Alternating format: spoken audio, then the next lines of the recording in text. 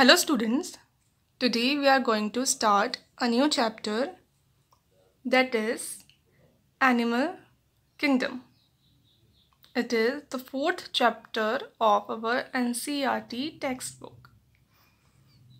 We have already discussed about the kingdom Plantae or plant kingdom, in which all the plants are divided into 5 phylum: algae, bryophytes, pteridophytes, gymnosperms and angiosperms. Similarly, animal kingdom is also divided into 11 phylum, that are Porifera, Cnidaria. Cnidaria is also known as Coelenterata, Ctenophora, Platyhelminthes, Aschelminthes, Annelida, Arthropoda, Mollusca, Echinodermata, Hemichordata and Chordata. इनमें से Ctenophora phylum significant नहीं है, इसको कहीं कहीं mention करते हैं और कहीं नहीं करते. सिमिलरली हेमिकॉर्डाटा जो फाइलम है, इसको भी कॉर्डेटा के अंदर ही कंसिडर कर लिया जाता है. तो फिर रह जाते हैं Porifera, Coelenterata, Platyhelminthes, Aschelminthes, Annelida, Arthropoda, Mollusca, Echinodermata and Chordata.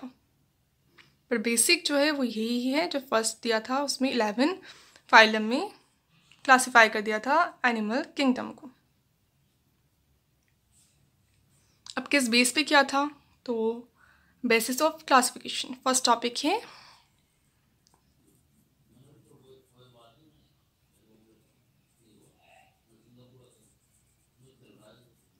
Basis of classification. अब किन बेसिस पे इनको क्लासिफाई किया, देखा कि ये सिमिलर हैं या नहीं है. किन बेसिस पे देखा, तो बहुत सारे बेसिस को यूज़ किया था इनको क्लासिफाई करने के लिए, जिनमें से जो मेजर हैं, जो मोस्ट इम्पॉर्टेंट हैं, वो है 8. फर्स्ट है level of organisation. Level of body organisation या ऑर्गेनाइजेशन.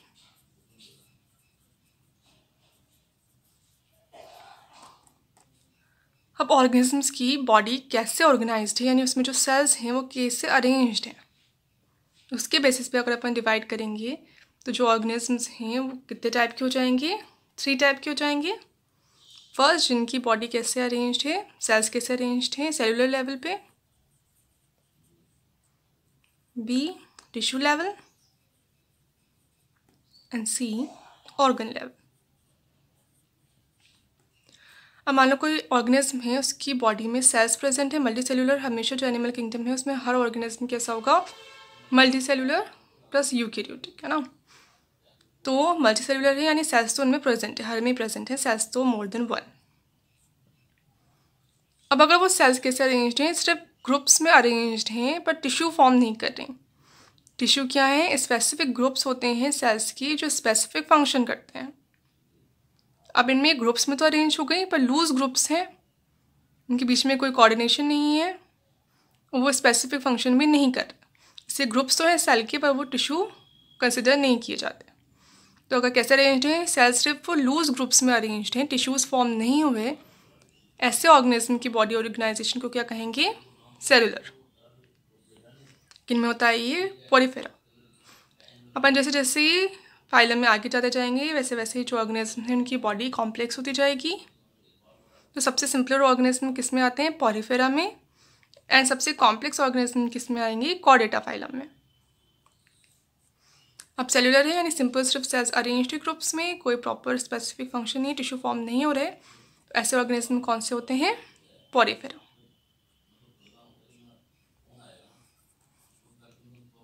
अब अगर जो सेल्स हैं वो अरेंज हो जाएं, अच्छे से अरेंज हो जाएं, एक दूसरे के साथ कोऑर्डिनेटेड हों और एक स्पेसिफिक फंक्शन परफॉर्म करें, तो उसको कहेंगे फिर tissue level of body organisation. किसमें मिलता है ये, सिलेंट्रेटा में. सिलेंट्रेटा क्या है इसका, जो प्रिमिटिव नेम है वो है। पहले के टाइम पे इसको क्या कहते थे, सिलेंट्रेटा कहते थे इस फाइलम को, फिर न्यू नेम दे दिया इसको Cnidaria. But still main mostly कौन सा नेम यूज़ करते हैं, सिलेंट्रेटा ही यूज़ करते हैं अभी भी। तो टिश्यूज़ फॉर्म कर लिए सेल्स ने, पर ऑर्गन फॉर्म नहीं किए। टिश्यूज़ तो फॉर्म हो गए बट ऑर्गन फॉर्म नहीं हुए। तो किस में मिलेगा ऐसा, सिलेंट्रेटा फाइलम में।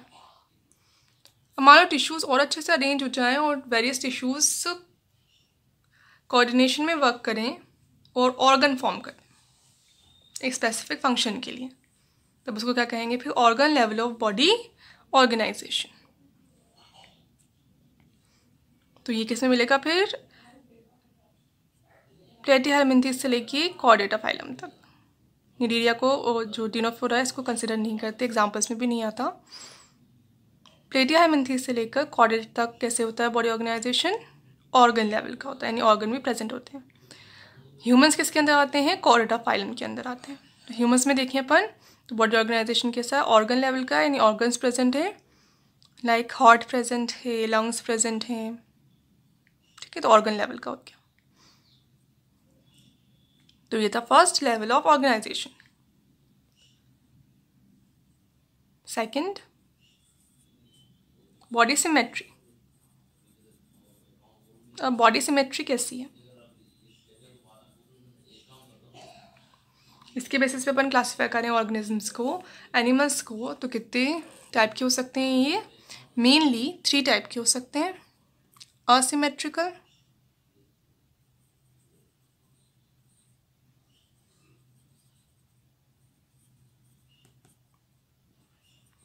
Radially symmetrical, bilaterally symmetrical.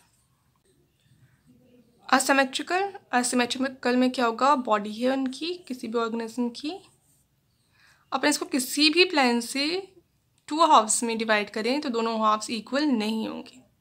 अपन इसको यहाँ से डिवाइड कर दें तो ये दोनों हाफ्स इक्वल नहीं है, यहाँ से डिवाइड कर दें तब ये दोनों हाफ्स क्या हैं, इक्वल नहीं है, ठीक है, इक्वल नहीं होंगे। अगर अपन किसी भी प्लेन से डिवाइड कर रहे हैं किसी ऑर्गेनिज्म की बॉडी को और वो जो पार्ट्स बन रहे हैं वो इक्वल नहीं है, तब अपन उसको क्या कहेंगे, असिमेट्रिकल ऑर्गेनिज्म। असिमेट्रिकल ऑर्गेनिज्म कौन होते हैं, मोस्टली पोरिफेरा। मोस्ट पोरिफेरेंस कैसे होते हैं, असिमेट्रिकल होते हैं। रेडियली सिमेट्रिकल, अगर अपन बॉडी है किसी ऑर्गेनिज्म की, उसको किसी भी प्लेन से काटें, यानी मोर देन 1 प्लेन से काटें और वो इक्वल हाफ्स में डिवाइड हो जाए। अगर यूँ कट किया अपन ने, सेक्शन किया, तो ये 2 हाफ्स जो बनेंगे वो इक्वल बनेंगी।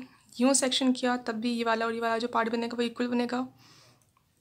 या फिर किसी की राउंड हो तब भी ऐसे ही होगा। सिलेंड्रिकल बॉडी है तब भी ऐसे ही होगा। यहाँ से डिवाइड करेंगे अपन तब भी 2 इक्वल हाफ्स बनेंगे। इसको यूँ डिवाइड करेंगे इस प्लेन पर नीचे तो भी क्या होंगे, जो हाफ्स बनेंगे वो इक्वल होंगे, तब इसको कहेंगे रेडियली सिमेट्रिकल ऑर्गेनिज्म। कौन होते हैं ये, सम पोरिफेरेंस ऐसे होते हैं, मोस्टली तो कैसे होते हैं, असिमेट्रिकल, बट फ्यू होते हैं रेडियली सिमेट्रिकल। सिलेंट्रेटा जो होते हैं वो भी होते हैं radially symmetrical mostly. And Echinodermata phylum के जो ऑर्गेनिज्म हैं इनमें क्या प्रेजेंट होते हैं, लार्वा प्रेजेंट होते हैं और एडल्ट प्रेजेंट होते हैं। एडल्ट फॉर्म होने से पहले कौन सी स्टेज आती है, इनमें लार्वल स्टेज आती है। तो इनके लार्वा तो क्या होते हैं, बायलैटरली सिमेट्रिकल होते हैं, 3rd टाइप में आते हैं। बट जो एडल्ट्स होते हैं वो कैसे होते हैं, रेडियली सिमेट्रिकल होते हैं। इकाइनोडर्मेटा में कौन आएंगे, एग्जाम्पल स्टारफिश। स्टारफिश को अपन देखें तो इसको यूँ डिवाइड कर देंगे तब भी 2 इक्वल हाफ्स बन जाएंगे, यूँ डिवाइड कर देंगे तब भी 2 इक्वल हाफ्स बन जाएंगे, ऐसे डिवाइड कर दिया तब भी बन जाएंगे। तो एडल्ट्स तो कैसे होते हैं इनकी, रेडियली सिमेट्रिकल, बट लार्वा कैसे होते हैं फिर, बायलैटरली सिमेट्रिकल। बायलैटरली सिमेट्रिकल में कैसे आएंगे ऑर्गेनिज्म, मान लो कोई ऑर्गेनिज्म है, इसको सिर्फ एक प्लेन से अपन सेक्शन करें तब ही जो 2 हाफ्स होंगे वो इक्वल होंगे, अगर अदर प्लेन से करें तब नहीं होंगे, तो क्या कहेंगे उसको, बायलैटरली सिमेट्रिकल। अपन ने यहाँ से कर दिया तब तो ये 2 हाफ्स जो बने वो इक्वल हो गए। यूँ करेंगे तो नहीं होंगे, एक बिगर एक स्मॉलर है। लाइक ह्यूमंस के अपन एक प्लान पे कर देंगे तो वो 2 इक्वल हाफ्स में डिवाइड हो जाएंगे, अदरवाइज नहीं होंगे। तो फिर प्लेटिहेल्मिंथेस से लेकर क्वाड्रेटा तक एक्सेप्ट एडल्ट एकाइनोडर्म्स सारे कैसे होते हैं, बायलेटरली सिमेट्रिकल होते हैं।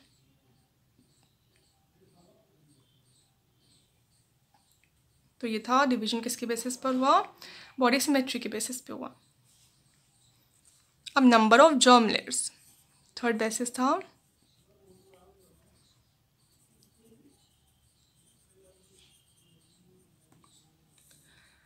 अब जर्म लेयर्स कितनी प्रेजेंट है, जर्म लेयर्स क्या होती हैं, एम्ब्रियोनिक डेवलपमेंट के टाइम पे जब एम्ब्रियो डेवलप होता है तो उसमें लेयर्स प्रेजेंट होती हैं। लेयर्स कितनी हो सकती हैं, 2 लेयर्स प्रेजेंट हो सकती हैं या 3 लेयर्स प्रेजेंट हो सकती हैं। अगर 2 लेयर्स प्रेजेंट हैं तब ऐसे ऑर्गेनिज्म को कहेंगे डिप्लोब्लास्टिक।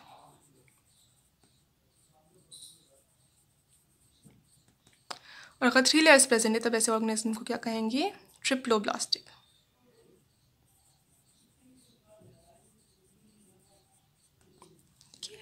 एम्ब्रियो में यानी एम्ब्रियोनिक डेवलपमेंट के टाइम पर एक स्टेज आती है जिसमें उसके बाद जर्म लेयर्स फॉर्म हो जाती हैं। तो अगर 2 जर्म लेयर्स फॉर्म हो रही हैं तब उसको कहेंगे डिप्लोब्लास्टिक, और अगर 3 हो रही हैं किसी ऑर्गेनिज्म में तब उसको कहेंगे ट्रिप्लोब्लास्टिक ऑर्गेनिज्म। तो डिप्लोब्लास्टिक में कौन आते हैं, सिलेंट्रेट्स। सिलेंट्रेट्स किसमें आएंगे, डिप्लोब्लास्टिक में, यानी कितनी जर्म लेयर फॉर्म होंगी इसके एम्ब्रियो में, 2। और बाकी प्लेटिहेल्मिन्थेस से लेके कॉर्डेट्स तक किस में आ जाएंगे, ट्रिप्लोब्लास्टिक में आ जाएंगे।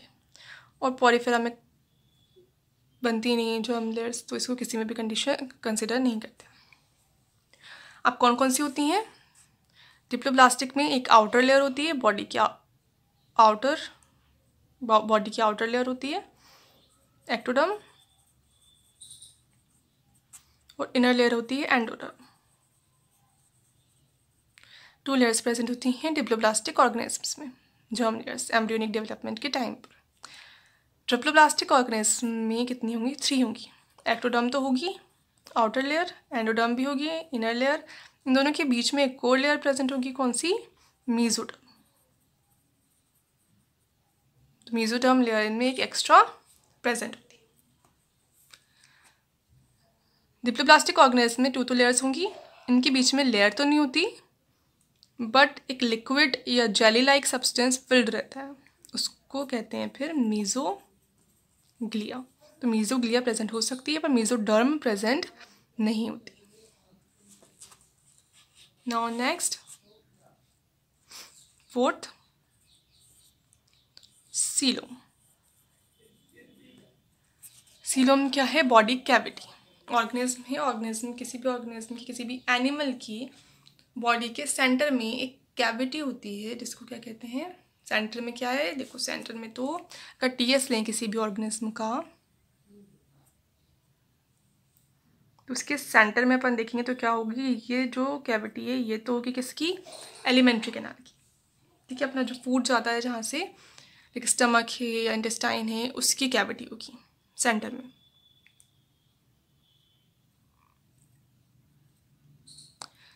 उस कैविटी के चारों तरफ क्या होगी, एंडोडर्म।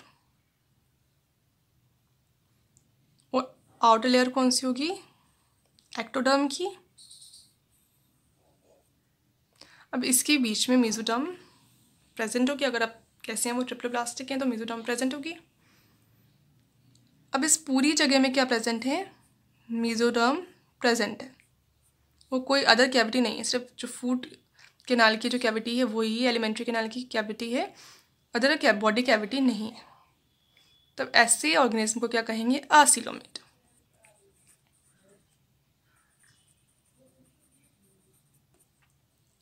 ठीक है, एक्टोडर्म, एंडोडर्म के बीच में कैविटी, एलिमेंट्री कैनाल की कैविटी, वो पूरा बीच में फिल्ड है मेसोडर्म की लेयर, और अदर कैविटी नहीं है, यानी सीलोम नहीं है। तब ऐसे ऑर्गेनिज्म को कहेंगे असीलोमेट। अब इसके बीच में क्या है, यहाँ पे एंडोडर्म है, इसके चारों तरफ कौन सी लेयर है, मेसोडर्म की लेयर है, और एक्टोडर्म के नीचे भी एक मेसोडर्म की लेयर है, और बीच में क्या है, एक कैविटी प्रेजेंट है। ये तो मेसोडर्म हो गई, ये मेसोडर्म हो गई, बीच में क्या है, ये कैविटी प्रेजेंट है, ये खाली जगह है। तब ये जो कैविटी है इसको कहेंगे बॉडी कैविटी या सीलोम।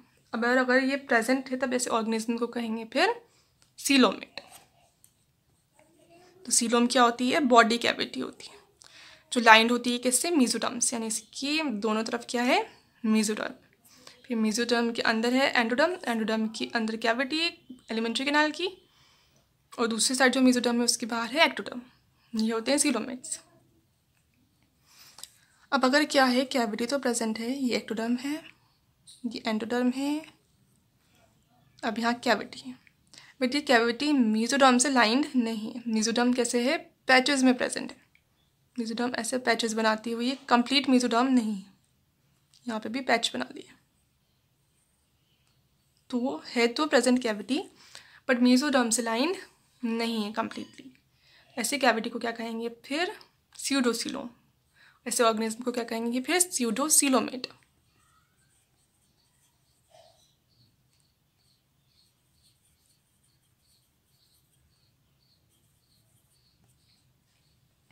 ठीक है, तो ऐसे ऑर्गेनिज्म जिसमें बॉडी कैविटी प्रेजेंट होती है, मेसोडर्म से लाइंड होती है, उनको कहेंगे सीलोमेट। अगर एब्सेंट होगी तब कहेंगे असीलोमेट, और अगर प्रेजेंट है और मेसोडर्म से लाइंड नहीं है कंप्लीटली तब ऐसे ऑर्गेनिज्म को कहेंगे स्यूडोसीलोमेट।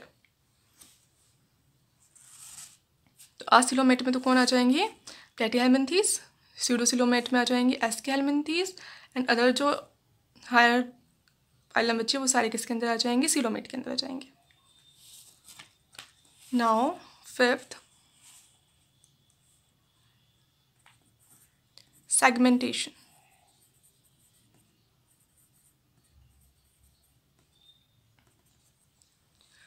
अब अगर किसी ऑर्गेनिज्म की, एनिमल की बॉडी सेगमेंटेड नहीं है, सेगमेंट्स नहीं है, एक ही बॉडी है उसकी अलग अलग सेगमेंट्स बने हुए नहीं है, तो ऐसे ऑर्गेनिज्म को कहेंगे अनसेगमेंटेड।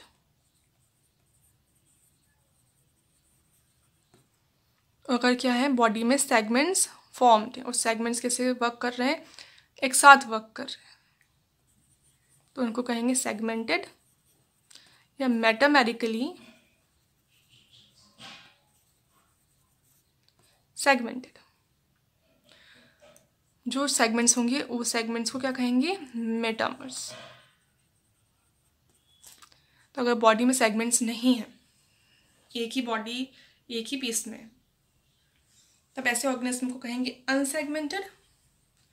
और अगर बॉडी सेगमेंट्स में डिवाइड है जो एक साथ वर्क कर रहे हैं, तब ऐसे ऑर्गेनिज्म को कहेंगे मेटामेरिकली सेगमेंटेड, और उन सेगमेंट्स को कहेंगे जो एक साथ वर्क कर रहे हैं, मेटामर्स। अब अगर क्या है, बॉडी सेगमेंटेड तो है,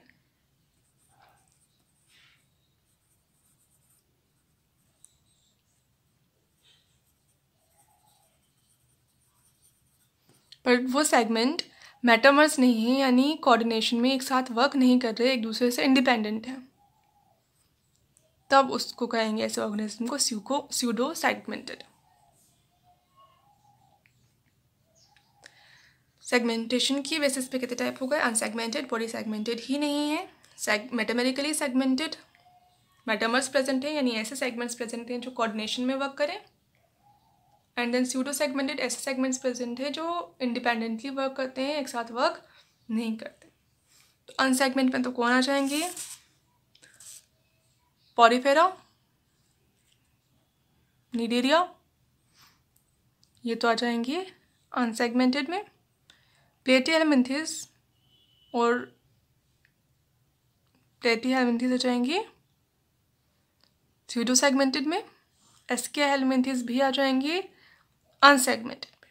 पॉरीफेरा, निडेरिया एंड एस्केहेल्मिन्थेस हैं अनसेगमेंटेड, प्लेटीहेल्मिन्थेस है pseudo segmented, and Annelida to Chordata ये सारे हैं मेटामेरिकली सेगमेंटेड।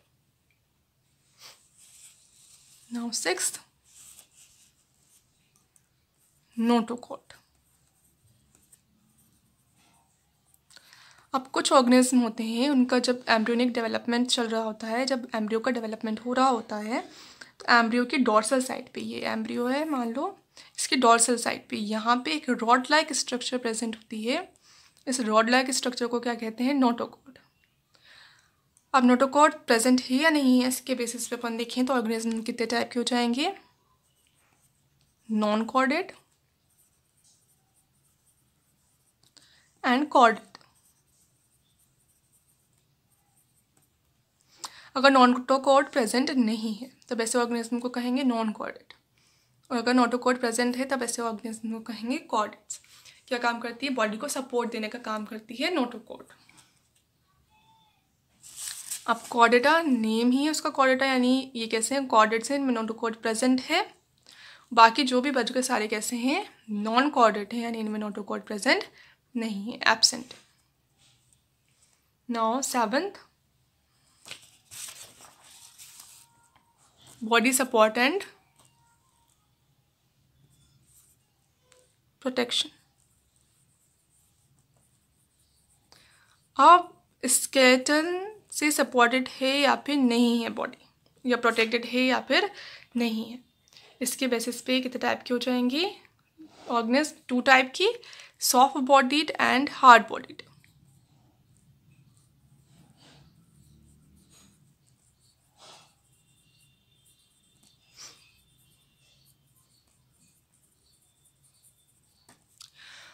अब फॉर एग्जांपल ले लें अपन ह्यूमंस की बॉडी स्केलेटन से सपोर्टेड होती है।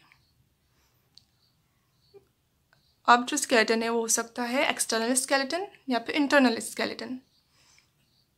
तो ह्यूमंस में दोनों ही प्रेजेंट होते हैं। इंटरनल स्केलेटन तो किसका बना होता है ह्यूमंस में? जो बोन्स होती हैं उनका। तो बोन्स क्या करती हैं? सपोर्ट करने का काम करती हैं बॉडी को, एंड जो ऑर्गन्स होते हैं उनको प्रोटेक्ट करने का भी काम करती हैं। लाइक जो ब्रेन को कवर की रहती है बोन, क्रेनियम, वो ब्रेन को प्रोटेक्ट करके रखती है। रिब्स जो होती हैं, रिब्स हार्ट एंड लंग्स को प्रोटेक्ट करके रखती हैं। साथ में जो वर्टिब्रल कॉलम है वो नर्व्स को प्रोटेक्ट करके रखती है। तो ऐसे ही क्या काम करती है? प्रोटेक्शन का एंड सपोर्ट का, रिजिडिटी देती हैं ताकि बॉडी सपोर्टेड रहे। अब एक्सटर्नल स्केलेटन भी प्रेजेंट होता है ह्यूमंस में, लाइक नेल्स हैं। नेल्स भी हार्ड स्ट्रक्चर्स हैं, प्रोटेक्शन का वर्क कर रही हैं। हेयर प्रेजेंट होते हैं, हेयर भी हार्ड स्ट्रक्चर है।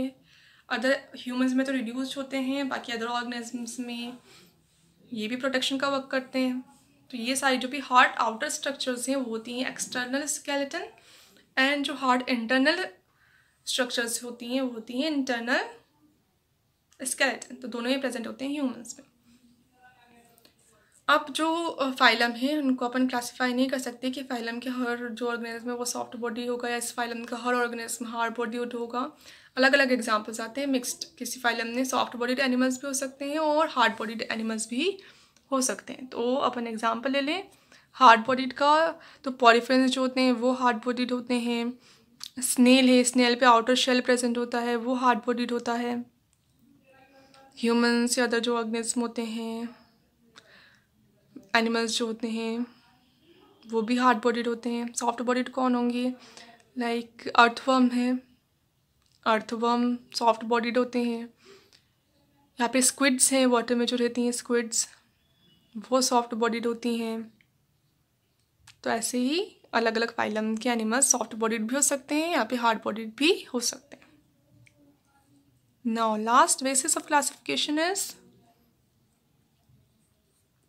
Fate of blastopore. अब जब एम्ब्रियो डेवलप हो रहा होता है तो एम्ब्रियो डेवलपमेंट के टाइम पे एक स्टेज आती है जिसमें एम्ब्रियो कैसा दिखता है? बॉल लाइक दिखता है। और इसकी एक साइड पे क्या प्रेजेंट होता है? एक पोर प्रेजेंट होता है, एक होल प्रेजेंट होता है। इस होल को कहते हैं ब्लास्टोपोर। तो ये पूरा बॉल लाइक है एम्ब्रियो, इसकी एक साइड पे पोर प्रेजेंट है। अब इस ब्लास्टोपोर का फेट क्या है, यानी आगे जब एम्ब्रियो डेवलप होगा तो ये ब्लास्टोपोर किस में चेंज होगा? अब ये या तो चेंज हो सकता है माउथ में या फिर चेंज हो सकता है एनएस में। अब जिसमें भी चेंज होगा ये, उसका डेवलपमेंट पहले होगा। अगर ये माउथ में चेंज होगा तो उस ऑर्गेनिज्म में माउथ पहले डेवलप होगा और एनएस फिर बाद में डेवलप होगी। और अगर एनएस में डेवलप हो गया तो उन ऑर्गेनिज्म में फिर एनएस पहले डेवलप हो जाएगा और माउथ बाद में डेवलप होगा। तो मॉलस्का तक के सारे जो होते हैं वो कैसे होते हैं, उनमें ब्लास्टोपोर माउथ में डेवलप होता है, तो उनको क्या कहते हैं, प्रोटोस्टोम या प्रोटोस्टोमेटा। ठीक है, तो ये मोलस्का तक के सारे ऑर्गेनिज्म कैसे हैं, इनमें ब्लास्टोपोर किस में डेवलप हो रहा है, माउथ में, और पहले डेवलप हो रहा है, माउथ पहले डेवलप हो रहा है एनएस से। तो ये सारे हैं प्रोटोस्टोमेटा। और इकाइनोडर्मेटा, हेमिकोडर्टा एंड कॉर्डेटा, ये कैसे हैं फिर, ड्यूटेरोस्टोमेटा।